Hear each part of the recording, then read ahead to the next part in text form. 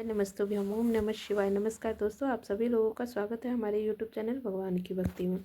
दोस्तों, जैसा कि आप सभी लोग जानते हैं कि 23 दिसंबर 2024 सोमवार के दिन पड़ रहा है पौष महीने की अष्टमी तिथि। और आपको बता दें कि यह जो अष्टमी तिथि है ना, वो बहुत ही बड़ा और विशेष महत्व रखता है, क्योंकि ये सोमवार के दिन पड़ रहा है। और पूज्य गुरु जी ने कहा है कि कभी भी ऐसा मौका है कि पौष महीने की अष्टमी तिथि सोमवार के दिन पड़े, तो आपको सिर्फ और सिर्फ 11 चावल के दाने वाला उपाय करना चाहिए। आपको बता दें कि ये दोनों संयोग बहुत ही कम बनते हैं, और गुरुजी ने अपनी अभी की ही शिव पुराण कथा में बताया है इस उपाय को, 11 चावल के दाने वाले उपाय को, जिसको सुन के मैं आपको अभी बताने वाली हूँ। अगर आपने पूरे साल निकल गया, कभी कभी भी सोमवार के दिन इस तरह से 11 चावल के दाने वाला उपाय नहीं किए हैं, तो इस विशेष दिन जरूर कर लीजिए। क्योंकि आपको पता होना चाहिए कि किसी विशेष दिन में अगर आप कोई छोटा सा भी उपाय करते हैं ना, तो उसका उपाय जो है ना, उसका फल जल्द और बड़ा होके मिलता है। तो ये बहुत ही अच्छा संयोग है, बहुत ही शुभ संयोग बन रहा है। आप इस दिन जरूर 11 चावल के दाने वाले उपाय करना चाहिए आपको। तो चलिए इस वीडियो में हम आगे बढ़ते हैं और बताते हैं कि इस उपाय को कैसे करना है, कब करना है, उपाय करते समय किन किन बातों का ध्यान रखना है। तो सारी बातें हम बताने जा रहे हैं, तो वीडियो को अंत तक बने रहें। और आपसे एक अनुरोध है कि अगर आपने अभी तक हमारा चैनल सब्सक्राइब नहीं किया है, तो हमारे चैनल को सब्सक्राइब कर लीजिए और लाइक कर दीजिएगा, ठीक है। आपको बता दें कि गुरु जी ने शिव महापुराण कथा में बताया है इस उपाय को, जिसको सुन के मैं आपको अच्छे से समझाने की कोशिश कर रही हूँ। तो अच्छे से ध्यान से सुने और इस सोमवार अष्टमी के दिन इस उपाय को जरूर कीजिएगा। देखिए, आपने देखा होगा कि आपके जीवन में आप कुछ ऐसी मनोकामनाएं होती है जो पूर्ण नहीं हो पाती। आप उसके लिए कभी बहुत बड़े बड़े पूजा पाठ करते हैं, उपाय करते हैं, जो बन सके आप करते हैं, बट फिर भी कुछ मनोकामनाएं अधूरी रह जाती है, पूरी नहीं होती है। तो आपको बस इस शुभ दिन में आपको उपाय को कर लेना है। तो पहले अच्छे से उपाय को सुन ले, समझ ले, उसके बाद उपाय को कीजिएगा, ठीक है। देखिए, जीवन में चाहे किसी भी प्रकार की परेशानी क्यों न चल रही हो, कुछ भी समस्या चल रही हो, कोई भी दिक्कत हो रही हो, परेशानी हो रही हो, कष्ट हो रहा हो, तो आपको किस कारण से हो रहा है, बहुत सारे कारण होते हैं। जैसे पितृदोष हो सकते हैं, मंगल दोष हो सकते हैं, सर्प दोष हो सकते हैं। अब इन दोषों के कारणों को पता करने की ज़रूरत नहीं है, ठीक है। अब आपको बस इस विशेष दिन आपको इस छोटे से उपाय को कर लेना है, जिससे कि आपकी जितनी भी समस्याएं हैं, चाहे जिस प्रकार की है, वो सब दूर होगी और आपकी मनचाहा जो आपका मनोकामना है वो पूर्ण होगी। तो आप इस दिन आप इस उपाय को करेंगे, ठीक है। तो चलिए अब आपको हम बताते हैं कि इस उपाय को आपको कैसे किसको करना है। तो आपको बता दें कि इस उपाय को बड़ी माताएं बहनें घर की होती हैं ना, वो घर की लक्ष्मी होती है, वो चाहे करना है तो वो कर सकती हैं, या घर का कोई अन्य पुरुष भी हो, महिला भी हो, जो कि खुद की मनोकामना पूर्ण करने के लिए उपाय करना चाहते हैं, कोई दुखी हो, परेशानी हो, खुद चाहता है अपने लिए इस उपाय को करना, तो वो भी कर सकता है। बाकी कोई घर में ऐसा भी है जो घर के सारे परिवार एक साथ मिल के घर के सुख शांति के लिए करना चाहे, तो वो भी कर सकते हैं, इसमें कोई दिक्कत वाली बात नहीं है, ठीक है। अब या घर की बड़ी माताएं बहनें कर सकती हैं, तो इसमें कोई दिक्कत नहीं है, सारे लोग भी कर सकते हैं, कोई एक भी कर सकते हैं, महिला हो, पुरुष हो, छोटा बड़ा, कोई भी इस उपाय को कर सकता है। गुरुजी ने कहा इसमें कोई दिक्कत नहीं है, ठीक है। अब आपको बताते हैं कि इस उपाय को कहाँ पे करना है। तो इस उपाय को घर पर कर सकते हैं, तो इस उपाय को घर पे नहीं करना है आपको। इस उपाय के लिए आपको शिव मंदिर ही जाना होगा और शिवलिंग के पास ही इस उपाय को करना है, ठीक है, घर में नहीं करना। अब होता है कि सुबह में कर सकते हैं कि शाम में कर सकते हैं, तो आपको बताते कोशिश करें सुबह भी कर सकते हैं और शाम प्रदोष काल में भी इस उपाय को कर सकते हैं। तो आप अगर सही समय, अगर 11 चावल के दाने वाले का सही समय पूछे तो सुबह का समय करेंगे तो ज़्यादा अच्छा रहेगा। अगर प्रदोष काल में करना चाहते हैं तो उस समय भी कर सकते हैं, इसमें कोई दिक्कत वाली बात नहीं है। यानी गुरुजी ने कहा है सुबह से लेकर शाम तक भी आप इस उपाय को कर सकते हैं, सुबह शाम कोई दिक्कत नहीं। अब बात आती है कि सुबह करना है तो कब करना है। देखिए, सुबह करना हो तो जितना जल्दी हो आप उठकर कर सकते हैं, या आप 10 से 11 बजे तक कीजिए। अगर लेट भी हो जाते हैं तो 12 बजे से पहले इस उपाय को कर लीजिए। अगर शाम में करना चाहते हैं तो प्रदोष काल में 6 से 7 के बीच में कीजिए। अगर लेट भी होते हैं तो 8 बजे तक कर लीजिएगा, ठीक है। अब चलिए हम आपको उपाय बताते हैं किस तरह से उपाय को करने हैं, ठीक है।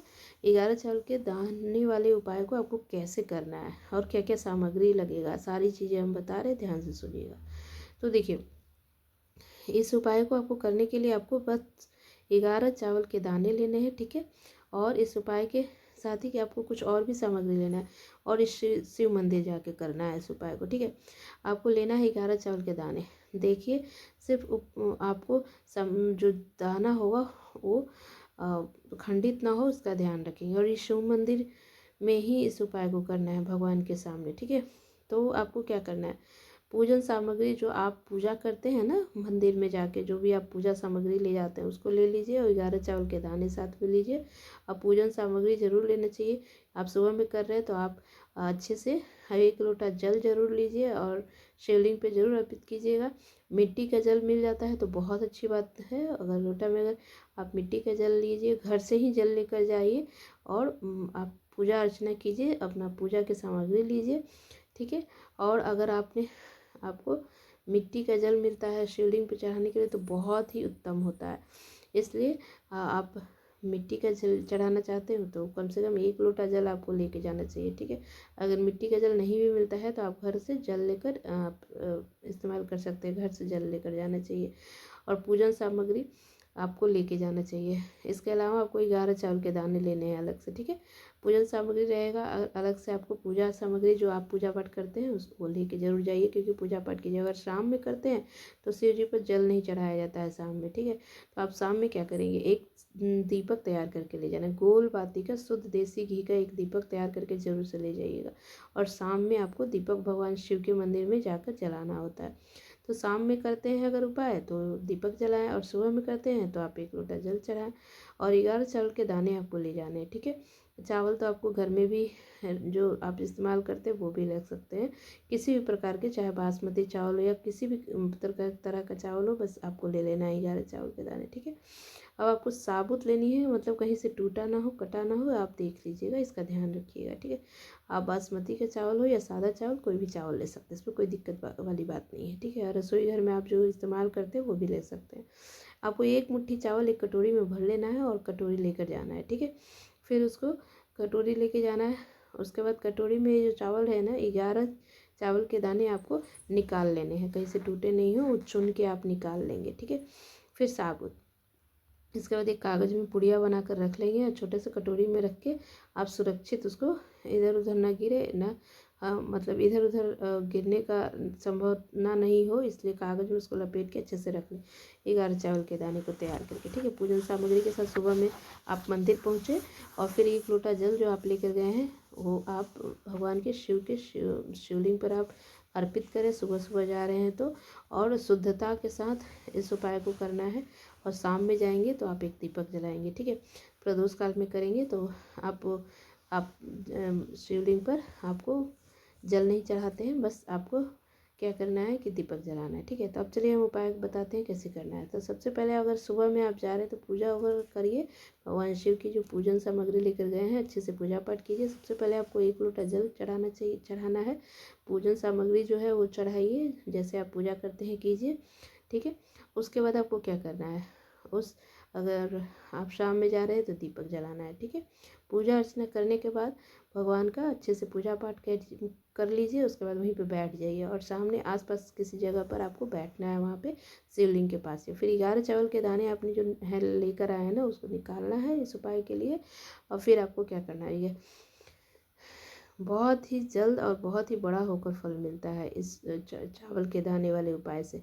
फिर आपको सीधे हाथ की हथेली में, आपको इस बात का विशेष रूप से ध्यान रखना है कि सीधे हाथ की हथेली का प्रयोग करना है, ठीक है। सीधे मतलब एक बाएं हाथ होता है, एक दाहिने हाथ होता है, तो दाहिने हाथ उसी को सीधा हाथ कहते हैं, तो दाहिने हाथ जो होता है उसका ही प्रयोग करना है, ठीक है। फिर सामने आपको जो कागज़ में आपने 11 चावल के दाने चुन के रखा है ना साबुत, उसको निकाल लेना है और फिर उस दाने को आपको ठीक से हाथ के हथेली पे रख लेना है। और उसके बाद आपको शिवलिंग के सामने उसको दाने को एक एक करके आपको शिवलिंग पर अर्पित करना है, ठीक है। शिवलिंग के ऊपर आपको कहीं पर भी नहीं चढ़ाना है, ठीक है। आपको शिवलिंग के ऊपर सिर्फ आपको एक एक करके आपको चढ़ाना है, ठीक है। जलाधारी पर गिर जाए या मतलब वहाँ पे जाए तो कोई दिक्कत वाली बात नहीं है, ठीक है। तो आपको 11 चावल के दाने जो है ना, एक एक करके श्री शिवाय नमस्तुभ्यम बोलते रहना है। फिर 1 चावल के दाने समर्पित करना है, फिर दूसरा चावल का दाना आपको शिवलिंग पर अर्पित करना है और इस मंत्र को श्री शिवाय नमस्तुभ्यम बोलना है। फिर तीसरा चावल आपको अर्पित करना है, फिर से श्री शिवाय नमस्तुभ्यम बोलना है। यानी कि 11 बार आपको चावल चढ़ाना है, मतलब अर्पित करना है और शिवलिंग पर, और 11 बार आपको श्री शिवाय नमस्तुभ्यम का जाप करना है मंत्र का।